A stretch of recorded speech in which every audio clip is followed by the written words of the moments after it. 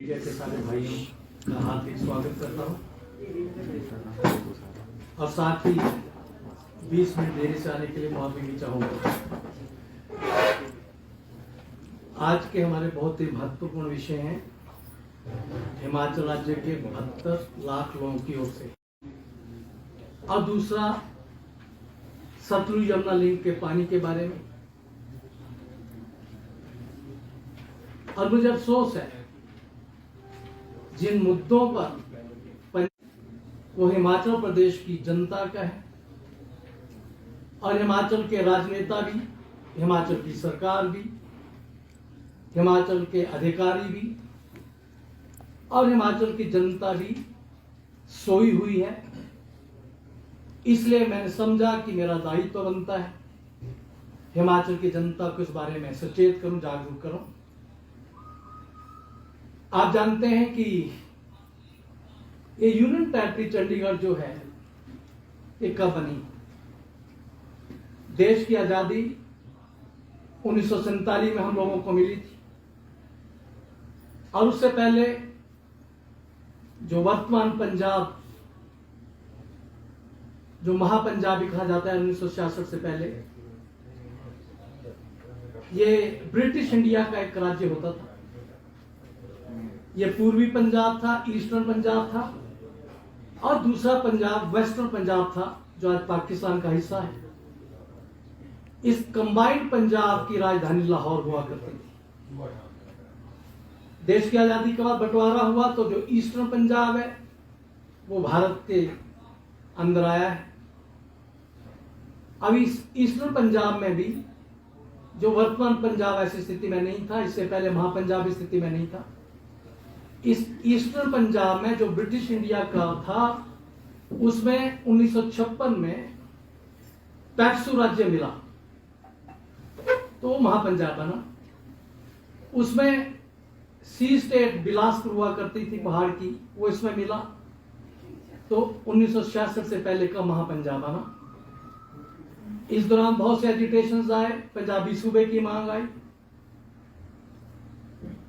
Master Tara Singh ji और अन्य हमारे कुछ नेता पंजाबी सूबे की मांग पर अड़े, संघर्ष हुए, और अल्टीमेटली 1 नवंबर 1966 को तत्कालीन प्रधानमंत्री श्रीमती इंदिरा गांधी जी ने यह स्वीकार किया कि हम पंजाब स्टेट का रीऑर्गेनाइजेशन करेंगे, और उसके 2 आधार रखे गए। पहला आधार था लिंग्विस्टिक, भाषा के आधार पर जो पंजाबी बोलते हैं वो पंजाब स्टेट में जाएंगे, जो हिंदी बोलते हैं वो हरियाणा में जाएंगे, और जो भौगोलिक परिस्थिति के हिसाब से पहाड़ी स्थान है वो हिमाचल के साथ जुड़ेंगे, क्योंकि हिमाचल पहले भी यूनियन टेरिटरी थी। और फलस्वरूप कांगड़ा जिला जो हम पहले पंजाब में होते थे, कुल्लू, लाहौल स्पीति, हमीरपुर, होशियारपुर जिले की ऊना तहसील, नालागढ़, शिमला और डलहौजी, बकलोब वगैरह ये पहाड़ी स्थान हिमाचल के साथ जोड़ेंगे और वर्तमान हिमाचल राज्य बना। लड़ाइयां चलती रही, लेकिन मुझे आज मैं बड़ी जिम्मेवारी के साथ मैं खेद प्रकट करना चाहूंगा, 1 नवंबर 1966 से लेके आज 4 अप्रैल 2022 तक ना तो हिमाचल की जनता जागी, ना हिमाचल के राजनीतिक दल जागे, और ना हिमाचल की सरकारें जागी। फैसला उस समय कर दिया गया पॉपुलेशन के आधार पर, परिसंपत्तियों का बंटवारा होगा। मैं पिछले 4-5 दिन से निरंतर as an advocate Punjab reorganisation act की बड़ी गहराई से स्टडी कर रहा हूं, और जो माननीय सर्वोच्च न्यायालय का 2011 का फैसला आया उसको भी मैंने बड़े गौर से पढ़ा है, और मैं इस निष्कर्ष पर पहुंचा हूं, कोई भी पार्टी हो, कोई भी नेता हो, कोई भी मुख्यमंत्री हो, वो न तो संवेदनशील थे न ज्ञानवान थे, न संघर्षशील थे। स्थितियां क्या बनी? अपने आप को पंगु, कमजोर, कायर ये साबित इन्होंने किया। लड़े नहीं, नतीजा आपके सामने है। पर देश में चाहे 14 लाख बेरोजगार नौजवान हो, चाहे कर्मचारी हो, चाहे दुकानदार और व्यापारी हो, चाहे सैनिक और पूर्व सैनिक हो, चाहे कामगार हो, किसान बागवान हो, चाहे हमारे मीडिया के लोग भी हो, निरंतर शोषण का शिकार हुए। जो भी मुख्यमंत्री बनता है वो केवल और केवल उसका एक लक्ष्य है, मैं पिछले जन्मों के कर्मों के फलस्वरूप मुख्यमंत्री बन गया हूं, 5 साल जैसे कैसे इस गद्दी पर बरकरार रहूं। उसको केवल अपनी गद्दी की चिंता होती है।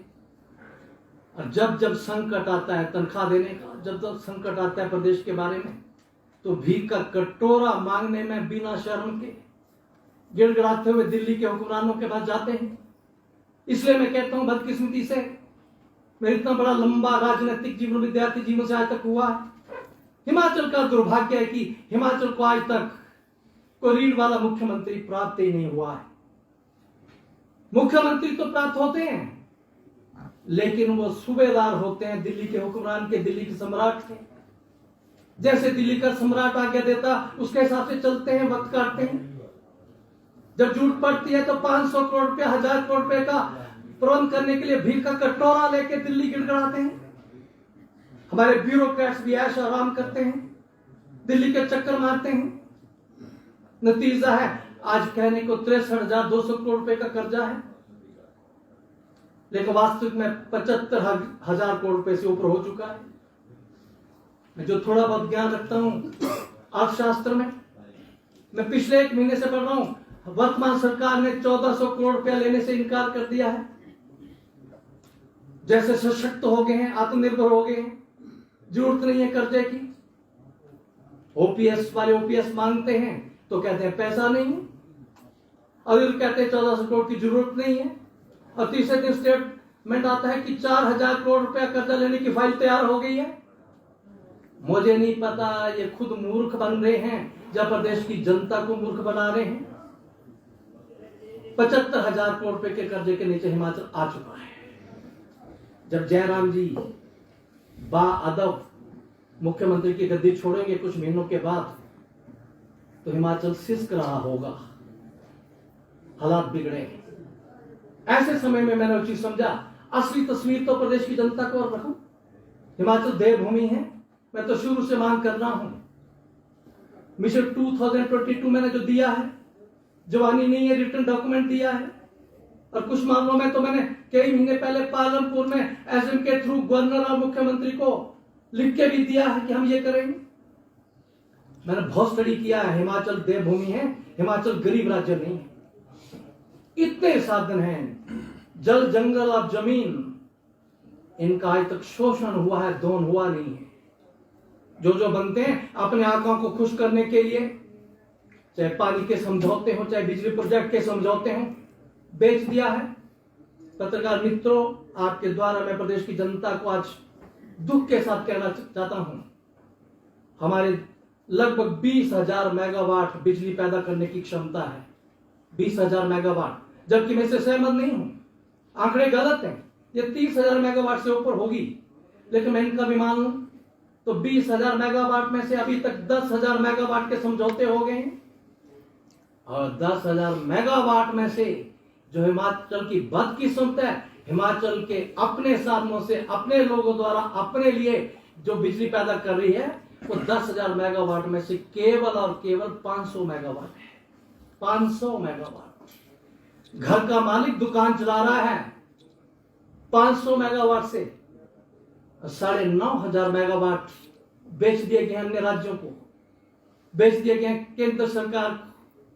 एसजेवीएनएल हम प्राउड करते हैं, हर 2 महीने के बाद एसजेवीएनएल का चेयरमैन जनता को मूर्ख बनाने के लिए मुख्यमंत्री के पास जाते हैं, कभी 2 करोड़ कभी 5 करोड़ सहायता देते हैं, जैसे कि बड़ा कमाऊ पूत होता है।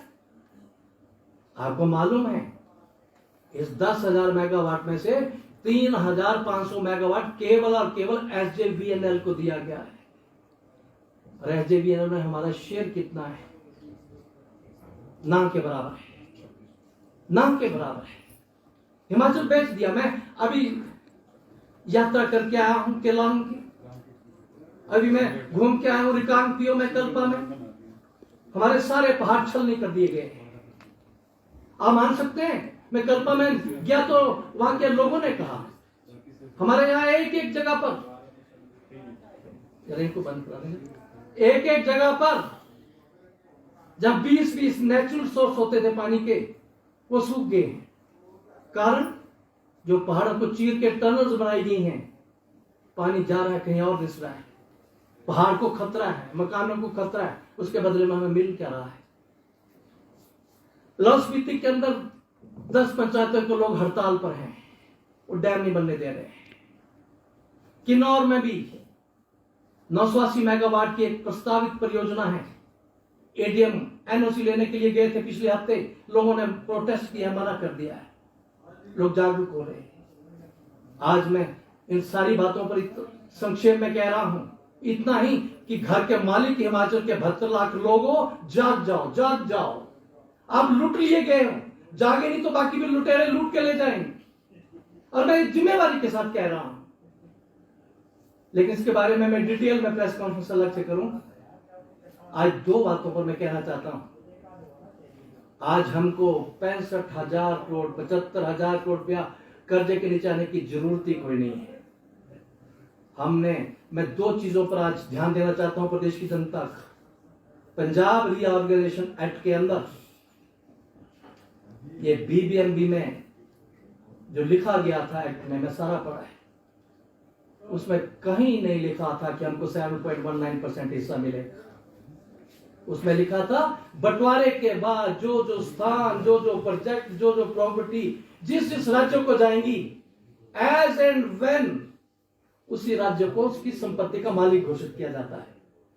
मैं पूछता हूं, जब भाखड़ा हिमाचल की धरती में है, पानी सतलुज का है, पानी हमारा है, प्रोजेक्ट हमारे हैं, उजड़े डैम उसकी भाखड़ा के हैं, ब्यास हमारा है, प्रोजेक्ट हमारे हैं, तो फिर ये पंजाब, हरियाणा और राजस्थान की चौधर कहां से आ गई? ये मालिक किसने बनाया है? रीऑर्गेनाइजेशन एक्ट ने कहीं नहीं लिखा शुरू में कि आपको 7.19%, उन्होंने कहा परिसंपत्तियां, बिजनेस, कमर्शियल जो जो जहां होंगे उस स्टेट को दे दिए जाएंगे। हमारे राज सत्ता के लोगों ने ध्यान नहीं दिया। नतीजा क्या आया? वहां लिखा था 2 साल के अंदर, 1 नवंबर 1966 के 2 साल के अंदर राज्य सरकारें आपस में कोई एग्रीमेंट करना चाहेंगी तो कर सकती हैं। हमने एग्रीमेंट नहीं किया, टाइम बाउंड हो गया। किसकी गलती है? हिमाचल इसलिए नहीं मरा कि हमारा हक नहीं, इसलिए मरा टाइम बाउंड केस आ गया। और उसके बाद फिर जबरदस्ती दबा करके अंडर प्रेशर कुछ गलत एग्रीमेंट कर लिए गए। मैं 7.19% की अवधारणा को आज पूरी तरह से कैंसल कर रहा हूं। मैं नहीं मानता, और हिमाचल के लोग इसकी तैयारी करें। ये सारे एग्रीमेंट 1966 के बाद जो पानी और विद्युत के हुए, हिमाचल इनको नहीं मानेगा। इसका लीगल कानून के पहलू क्या है, दूसरा क्या है, मैं बाद में चर्चा करूंगा। लेकिन दूसरा पहलू मैं करना चाहता हूं, अगर 7.19% भी मान लिया जाए 1%, तो हमें हिस्सा कितना मिलना चाहिए? 66 के बाद 56 साल हो गया, 56 साल। कांग्रेस की सरकार है चाहे बीजेपी की आए, सर्वसम्मति से हमने प्रस्ताव भेजे। मैं 4 बार MLA रहा हूं राज्य असेंबली में, मिनिस्टर भी रहा हूं, MP भी रहा हूं। सबने मिलकर के केंद्र को प्रस्ताव भेजे, केंद्र ने रद्दी की टोकरी में फेंक दी। 97, 98 के बाद सुप्रीम कोर्ट में गए। कितने साल के बाद फैसला आता है? 2011 में। तमाशा है, 2011 में फैसला आता है और हमको दिया गया 7.19% के हिसाब से हिस्सा। मैं आंकड़ों से सहमत नहीं हूं। मैं 2009 से 2014 लोकसभा का MP रहा हूं। मैं बहुत स्टडी किया है, मेरे आंकड़े जुदा हैं। और जो सुप्रीम कोर्ट को हिमाचल राज्य की ओर से जो आंकड़े दिए गए हैं वो गलत है। सुप्रीम कोर्ट को जो राज्य सरकार ने आंकड़े दिए हैं उन्होंने 6% ब्याज लगाया और 7.9% के हिसाब से जो आंकड़े दिए हैं और कहा 2142 करोड़ रुपया हिमाचल को दे दिया जाए। ये 2 सितंबर 2011 का फैसला है, 11 साल हो गया। ये पंजाब हो, हरियाणा हो, राजस्थान हो, दिल्ली हो, अगर सुप्रीम कोर्ट का फैसला नहीं मानते हैं तो बाकी क्या मानेंगे? ये बाद में कर लेना भाई, 10 मिनट रुक जाओ। बात सुप्रीम कोर्ट से ऊपर क्या है मुझे बताइए। मैं सुप्रीम कोर्ट की प्रोसीडिंग पढ़ रहा था तो कई जगह पंजाब, हरियाणा, राजस्थान ने कहा हम तो केंद्र सरकार का इंटरवेंशन ही नहीं मांगते, जबकि एक्ट में साफ लिखा है जब 2 राज्यों में कोई एग्रीमेंट में झगड़ा हो जाएगा तो सेंट्रल गवर्नमेंट को पावर दी जाती है, जो भी डायरेक्शन देना चाहे वो दे सकते हैं। केस लड़ा ही नहीं गया, लेकिन जैसा भी लड़ा गया उसके हिसाब से 2142 करोड़ रुपया 2011 का बनता है। इस समय यह लगभग 4200 करोड़ रुपया हो गया है, 4200 करोड़ रुपया। अब मुझे बताइए 4200 करोड़ रुपया बनता है आज, 11 के बाद 12 से लेकर 17 तक एक पार्टी की सरकार आती है, 17 से 22 तक दूसरी पार्टी की सरकार आती है। करते क्या रहे? 200 करोड़ रुपया लेने के लिए भीख का कटोरा लेके बेशर्म बन के वहां चले गए। अपना हक 4000 करोड़ रुपया है, वो लेने नहीं लेने की। अपने सम्राटों की गुड बुक्स में रहना है। 72 लाख लोग मरते हैं, मर जाए, नौजवान मरते हैं, मर जाए, बेरोजगारी नहीं हटती है, ना हटे, कर्मचारी मरते हैं, मरते हैं। आज मैं कहना चाहता हूं अब हिमाचल को जाग जाना चाहिए। अब ये जो 4200 करोड़ रुपया बनता है, मैं मुख्यमंत्री जी से आज आग्रह करता हूं, जयराम जी रीढ़ की हड्डी में थोड़ा सा ग्लूकोज लगवा लो, उसको ताकत ले लो। अगर कमजोरी है तो मुझे साथ ले चलो, मैं करूंगा प्रधानमंत्री जी से बातचीत। आप कहते थोड़ा सा पैसा आ जाए तो ओपीएस लागू होगी, थोड़ा सा पैसा आ जाए तो ये होगा, हम लेके देंगे आपको 4200 करोड़ रुपया। आओ जरा सामने। नहीं आएंगे मुझे मालूम है, वक्त काट रहे हैं, 3-4 महीने बचे हैं। दूसरी बात मैं ये कहना चाहता हूं, मेरा आंकड़ा ये बोलता है एज एमपी ऑफ लोकसभा, जो मैंने पार्लियामेंट में भी बोला है, हमें आज 4000 करोड़ नहीं एरिया बनता, हमारा बीबीएमबी में बनता है 15000 करोड़ रुपया। 15000 करोड़ रुपया। इलेक्ट्रिसिटी बोर्ड के अधिकारी क्या कर रहे हैं? ये हमारे फाइनेंस के सेक्रेटरी और मैनेजमेंट के लोग क्या कर रहे हैं? 15000 करोड़ रुपया बनता है, ये हमको लेना है। दूसरा मैं कहना चाहता हूं, ये शानदार प्रोजेक्ट हिमाचल की धरती पर है। समझौता होता है 1925 में, उस समय के राजा मंडी सुकेत के अंग्रेज के वायसराय के साथ 99 ईयर्स की लीज पर। मैं आपसे एक बात पूछता हूं, सारे बुद्धिजीवी हैं, अरे देश 1947 में हो गया, अंग्रेज चला गया, राजा मंडी का मर गया, ये उस एग्रीमेंट को मानने वाले मूर्ख नहीं तो और क्या है? मूर्ख नहीं है? राज्य हमारा, जोगिंद्रनगर हिमाचल का, पानी हमारा, प्रोजेक्ट है हमारा। आज भी मालिक शान प्रोजेक्ट का पंजाब बना हुआ है 75 साल के बाद। बताइए कैसे मालिक है? ना उनकी जमीन, ना उनका पानी, मालिक वो है। मेरा अपना अंदाजा है लगभग 5-6 हजार करोड़ रुपया तो यही एरिया बनता है। क्या हमको लेना नहीं चाहिए इसको अपने हाथ में? तो आज का पहला विषय रिसोर्स मोबिलाइजेशन, हिमाचल को पैरों पर खड़ा करना है। एग्रीमेंट रद्द होंगे पिछले, और जो 10,000 मेगावाट अगला बचता है उसमें 1 मेगावाट का भी समझौता अन्य राज्य के साथ, केंद्र सरकार के साथ और मल्टीनेशनल कंपनी के साथ नहीं करने दिया जाएगा, नहीं करने दिया जाएगा। और ये मैं कोई हवा में राजनीतिक बात नहीं कर रहा हूं। मैंने 2007 में, मैं चौथी बार जब एमएलए बना था, 2008 की बजट स्पीच आप उठा लीजिए मेरी, उस समय मैंने यही आंकड़े दिए थे। उस समय मैंने यही कहा था, इस स्पीड से चलेंगे प्रेम कुमार धूमल जी तो इतने साल के बाद इतना कर्जा हो जाएगा। मैंने 10 साल के बाद कहा था 50,000 करोड़, उसी स्पीड से कर्जे बढ़ रहे हैं। मैंने उसको प्रोजेक्ट रिपोर्ट दी थी, नहीं जरूरत है किसी समझौता करने की, यह सिस्टम है, यहां से पैसा आ जाएगा।